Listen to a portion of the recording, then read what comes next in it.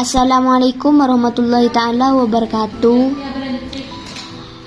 Di sini saya akan mempresentasikan hasil review dari jurnal saya yang berjudul Keseimbangan Kekuasaan dan Pengaruh dalam Konteks Komunikasi Organisasi. Selanjutnya saya akan memperkenalkan diri saya. Nama Misbatun Hasanah, NPM 21 90 10 81 470. Di sini ada 4 konteks dari keseimbangan kekuasaan dan pengaruh dalam konteks komunikasi organisasi. Yang pertama yaitu tujuan, targeting, strategi, dan output. Keseimbangan kekuasaan dan pengaruh dalam konteks komunikasi organisasi. Ada semacam rasa enggan pada diri seseorang apabila ia diminta pendapatnya mengenai hal-hal berhubungan dengan kekuasaan power pada sebuah organisasi atau tempat ia bekerja. Namun demikian, keengganan orang untuk mengetahui maupun memahami masalah keberadaan power secara dilematis dapat menyebabkan kegagalan orang dalam memahami dan menerapkan salah satu karakteristik manusia yang sangat penting, yaitu kekuasaan. Konsep mengenai kekuasaan erat sekali hubungannya dengan konsep kepemimpinan, leadership, dan tentu dua hal ini berbeda. Tujuan didefinisikan sebagai hasil pengaruh yang diinginkan. Hal itu merupakan suatu konsep kuantitatif yang penjabarannya kurang lebih sebagai berikut. Andaikan dua orang dengan keinginan yang sama, jika yang satu mencapai semua tujuan yang dicapai oleh yang lainnya dan juga tujuan lain, maka ia mempunyai lebih banyak kekuasaan.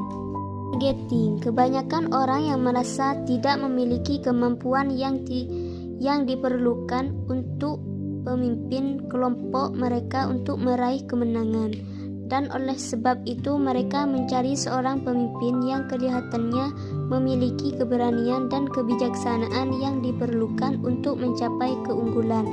Bagaimana sebenarnya kekuasaan tersebut dapat diperoleh oleh seorang di dalam suatu organisasi? Semakin besar legitimasi yang diperoleh seseorang, semakin besar kemungkinannya seseorang untuk mempengaruhi orang lain. Legitimasi kekuasaan tersebut dapat diperoleh melalui suatu organisasi formal dan biasanya dengan suatu surat keputusan. Strategi ini bersumber pada jabatan yang dipunyai oleh seorang pemimpin. Pada dasarnya, semakin tinggi jabatan seorang pemimpin, maka ia akan semakin besar kekuasaan legitimasinya.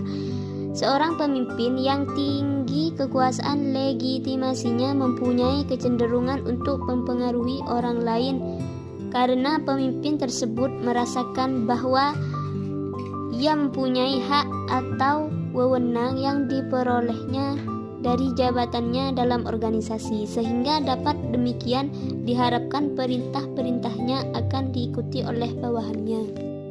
Output. Kegagalan power dapat terjadi pada seorang manajer ataupun pekerja dalam suatu organisasi. Di dalam situasi sehari-hari, baik manajer maupun pekerja dapat menjadi korban dari kegagalan power tersebut. Apabila pekerja yang dipromosikan gagal dalam mengenai atau melaksanakan pekerjaan yang menjadi tanggung jawab tersebut. Apabila seorang pekerja gagal dalam melaksanakan pekerjaannya, mungkin bukan karena sifat malasnya. Sekian presentasi dari saya. Jika ada salah kata, mohon dimaafkan. Wassalamualaikum warahmatullahi taala wabarakatuh.